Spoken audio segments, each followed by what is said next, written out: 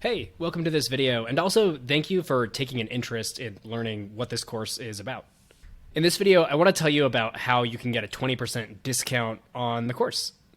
And I'll explain a little bit about why I'm running this program.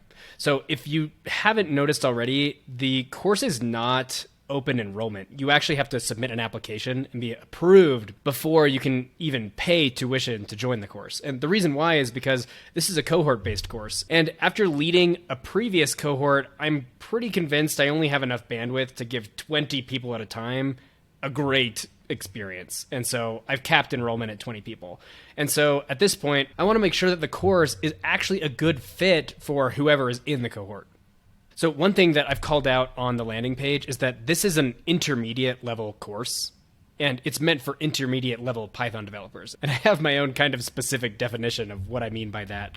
And the application is essentially a self-assessment survey to help you and me understand if you are at the level of Python experience that the course material assumes that you are.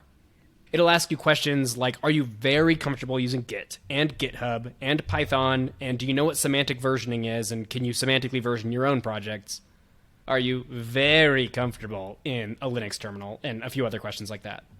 There is a refund policy for the course, and if you end up in the cohort, you've paid $500 of tuition, and you decide within the first week that the course isn't a good fit for you after seeing the material, then I fully support and encourage you to exercise that refund policy, and that's why it's there.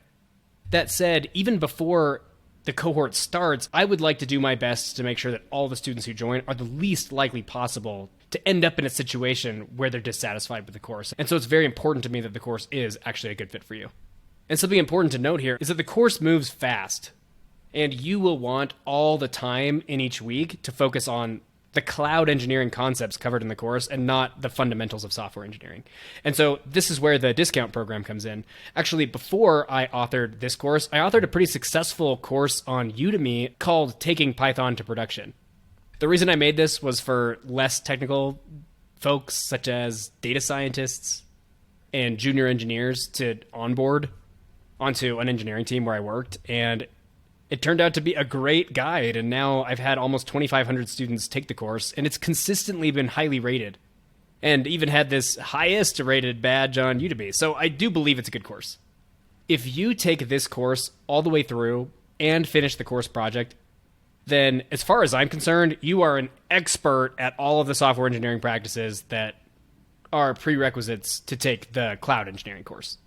You should note that the course is 28 hours long, and I'm assuming that it will take at least twice that amount of time to follow along. And so you should budget for that if you're planning on trying to get the discount. And I'll also say that if you decide that you're going to do this and you get pretty far along into the course, but don't think that you're going to have time to finish before the start of the next cohort, then reach out to me and we can figure that out on a case-by-case basis. I've actually had a lot of people reach out to me doing this already, and it's gone both ways. There are some people that I've recommended wait and spend more time hardening the fundamentals, and there are others that I think they are okay, but I just warn them that they will likely need to put in additional work during the course to keep up. If you'd like to take this course, I'm happy to give you the cheapest discount that Udemy will allow me to give you that isn't free.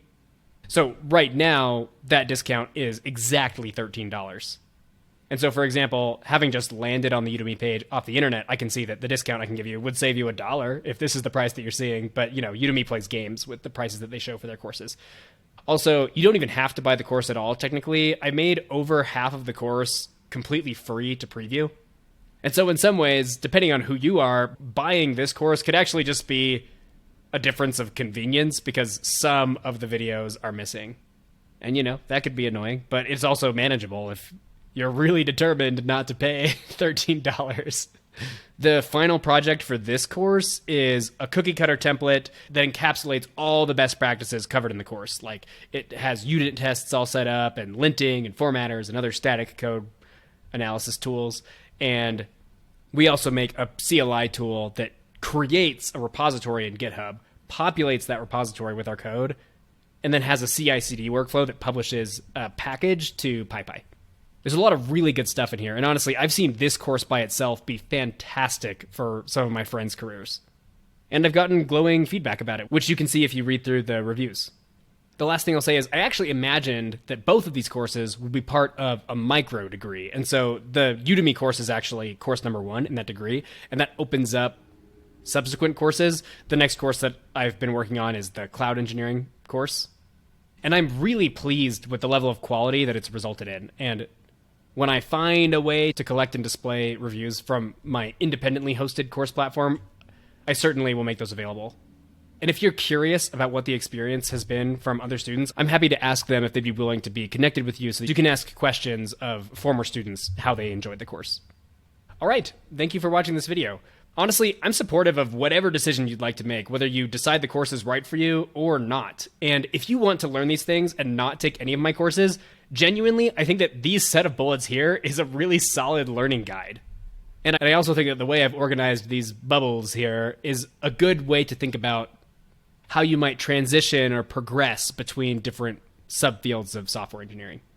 So with that said, if you think this is right for you, then I hope I'll see you in the course. Thanks for watching.